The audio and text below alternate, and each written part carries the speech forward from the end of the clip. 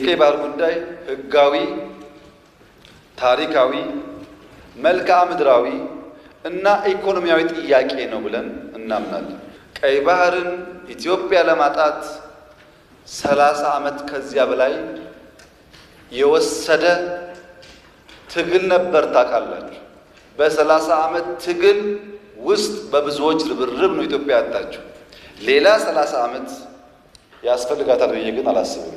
ማጣትን የሚያክል ነገር ያጣንበት መንገድ ህጋዊነት ችግር እንዳለው ማሳያው ተቋሞች አልገቡበትም። ካቢኔው አያውቀውም። አንድ ገጽ ወረቀት ማግኘት አልቻልንም። እንዴት እንዳጣ ነው የሚያስረዳ። ህጋዊ ባልሆነ መንገድ ያጣነውን ጉዳይ ማን ወሰነው ብሎ መጠየቅ ግን ከማንም ሊና ካለው ሰው የሚጠበቅ ይመስለኛል። በፍጹም የውጊያ መሻት የለንም። በህጋዊና ንግግር ሊፈታ ይችላል ነው። ሚሊዮን% እርግጠኛ ነኝ ኢትዮጵያ ተዘግታ አትኖርም። ማንም ፈለገም አልፈለገም።